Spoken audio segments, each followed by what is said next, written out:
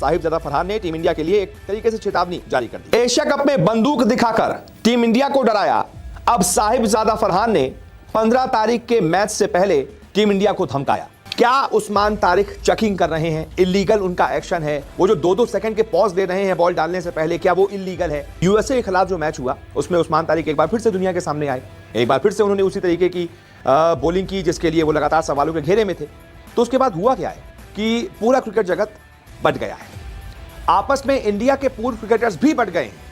कोई कह रहा है इलीगल एक्शन है, कोई कह रहा है इस पर रोक लगाई जानी चाहिए, तो कोई उसको सपोर्ट कर रहा है कि नहीं, फिर तो जो बल्लेबाज अचानक से स्विच हिट कर लेते हैं, राइट हैंड बताकर लेफ्ट हैंड बैटिंग कर लेते हैं, फिर उस पर भी रोक लगनी चाहिए। पूर्व इंग्लैंड के दिग्गज, वेस्ट इंडीज के दिग्गज कह रहे हैं कि नहीं, उस्मान तारिक गलत बॉलिंग कर रहा है, ऐसा नहीं होना चाहिए।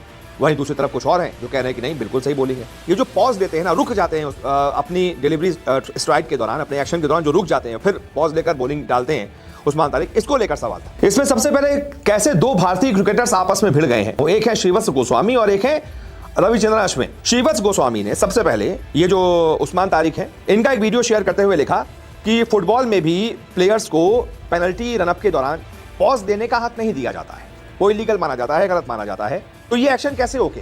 एक्शन तो चलिए ठीक है, हाथ लगभग सीधा है, वो कोई दिक्कत नहीं है, लेकिन पॉज क्यों ले रहे हैं? वो भी तब जब बॉलिंग करने के लिए डिलीवर कर रहे हैं और डिलीवर करने से ठीक पहले पॉज लिए ले रहे हैं। आईसीसी को इस पर देखना चाहिए और इसको कंटिन्यू नहीं करना चाहिए। तो भारत के ही पूर्व क्रिकेटर हैं रविचंद्रन अश्विन, इन्होंने इस बात का एक तरीके से उल्टा जवाब दिया। उन्होंने श्रीवत्स गोस्वामी का साथ नहीं दिया, एक तरीके से उन्होंने उस्मान तारिक के फेवर में बात की, क्योंकि रविचंद्रन अश्विन भी पॉज लेते थे, तो एक तरीके से उन पर भी सवाल उठेंगे, फिर वो भी गलत बॉलिंग करते थे। तो इस वजह से उन्होंने उस्मान तारिक का साथ दे दिया। अश्विन ने लिखा कि हाँ, मुझे पता है कि फुटबॉल इसको अलाउ नहीं करता है, वो ठीक बात है, लेकिन क्या क्रिकेट में जो बल्लेबाज अचानक से गेंदबाज को बिना बताए स्विच हिट कर लेता है, अपना स्टांस बदल लेता है, राइट हैंड से लेफ्ट हैंड बदल लेता है, ना बॉलर को बताता है ना अंपायर को बताता है, क्या वो ठीक है? तो ये जो रिस्ट्रिक्शंस हैं कि बॉलर पॉज नहीं ले सकता, ये नहीं कर सकता, वो नहीं कर सकता, ये सिर्फ बॉलर्स पर ही क्यों है? रिस्ट्रिक्शंस बॉलर्स पर ही क्यों है?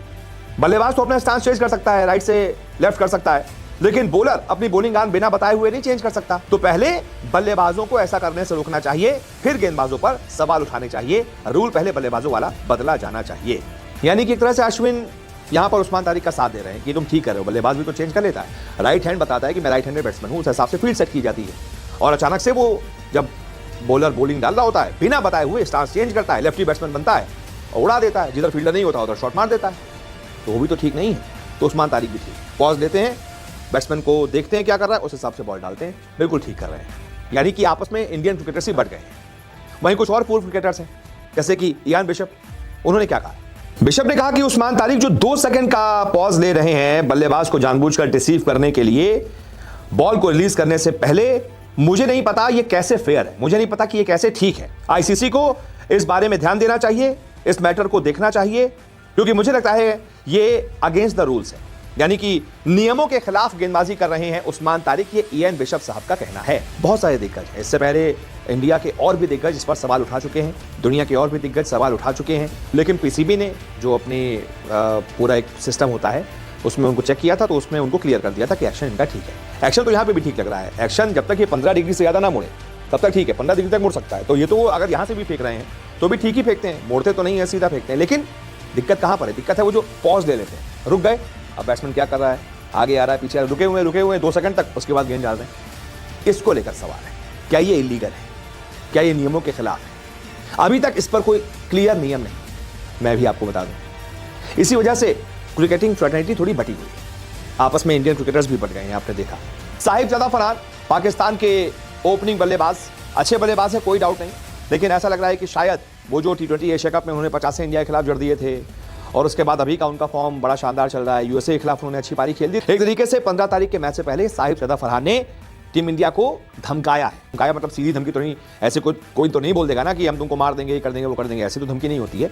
क्रिकेटिंग लैंग्वेज में एक धमकी होती है, वो धमकी दी है साहिबजादा फरहान ने टीम इंडिया को। दरअसल आपको बताइए, भारत पाकिस्तान का जो 15 तारीख को मैच होना है वो इस T20 वर्ल्ड कप का सबसे बड़ा मैच है। सारे टिकट्स बुक हो चुके हैं, सारे होटल्स बुक हो चुके हैं, बहुत महंगे एयर फ्लाइट के टिकट्स हो गए हैं, पूरा ग्राउंड जो है वो खचाखच भरा रहेगा कोलंबो का। बहुत एक्साइटेड है दर्शक इस मैच को देखने को लेकर।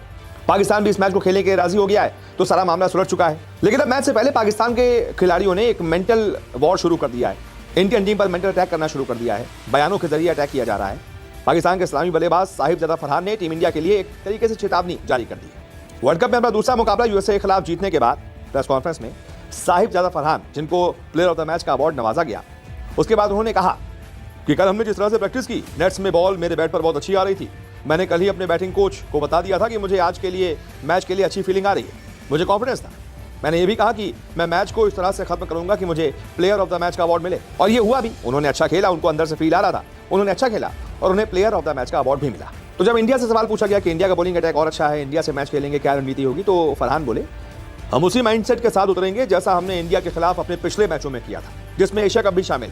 हम पॉजिटिव रहने और अटैकिंग क्रिकेट खेलने की कोशिश करेंगे, अटैकिंग क्रिकेट खेलेंगे, हम अग्रेसिव क्रिकेट खेलेंगे जैसा हमने एशिया कप में खेला था। यानी कि एशिया कप की याद दिला रहे हैं कि हमने बंदूक चलाई थी, हारिस रऊफ ने वो प्लेन गिराने का इशारा किया था, हम उसी तरीके से इंडिया को प्रोवोक करते हुए खेलेंगे। ये कह रहे हैं फरहान साहब कि हम वैसे ही खेलेंगे जैसा एशिया कप में हमने खेला था। एशिया कप में बहुत बदतमीजी वाला क्रिकेट हुआ था, तो ये वैसे ही खेलेंगे। डरा रहे हैं एक तरीके से टीम इंडिया को कि तैयार रहो, हम वैसा ही क्रिकेट खेलेंगे जैसा हमने खेला था, डरा कर खेलेंगे। बट रवि अश्विन साहब, मेरा तो आपसे यही कहना है कि आप सबको ना लेवल पर जज किया करो। अगर आप करो ना उसमें थोड़ा सा बायस ना नजर है, स्लाइटली आप बायस हो जाते हो, और जो आपके वो ये कि पर्सनल ग्रजेस भी निकालने हैं। लेकिन यस, आपकी गेम नॉलेज है, आप इतने लेजेंडरी क्रिकेटर हो, एवरीवन रिस्पेक्ट्स दैट। बट यार फिर जब ऐसी चीजें होंगी तो वो थोड़ा सा सवाल भी उठेंगे ना। तो वही चीजें जो हम वही देखो सब डिस्कशन कर रहे हैं, इसीलिए देखो हम मतलब जैसे कल आप लोग भी जब बात कर रहे थे और सुनील को ज्यादा मतलब ऑब्वियसली होता है, हर किसी का अलग अलग ऐसा लग रहा है सुनील को हुआ है। तो मैंने देखो क्या चीज है ना कि कुछ लाइव जो हम बोलते हैं कि मैच में देखना एक हमारा परसेप्शन होना, बहुत सारी चीजें अलग अलग होती है। देखो बहुत एक्शन ऐसे रहे, देखो शोएब अख्तर का एक्शन ऐसे ही था, ठीक है, शब्बीर अहमद का एक्शन था वो ऐसे ही था, ठीक है। फिर हम अभी बात करते हैं, लोग बुमराह में अनयूजुअल दिखती हैं चीजें तो लोग उसको भी रिप्ले निकाल कर उसका भी स्क्रीनशॉट वो है, और प्लस इमेज और वीडियो में भी फर्क होता है। क्या आपको जो वीडियोस है वो 3D में दिख रहे हैं, भाई बायोमैकेनिक्स का जब होता है पूरा प्रोसेस वो टोटली डिफरेंट होता है। उसमें आप देखते हो, आपने इन द पास नहीं देखा होगा तो कभी देखना, आपको यूट्यूब पर मिल जाएगा। मुरलीधरन की जब टेस्टिंग होते हैं, पता नहीं इतनी सारी चीजें लगाकर एक एक चीज मेजर करते हैं, तो वो बड़ा होता है। और ये भी है काफी बोनस का यही होता है, इवन जब होता भी है बोनस का होता है कि एक पर्टिकुलर डिलीवरी आपकी बंद कर दी जाती है।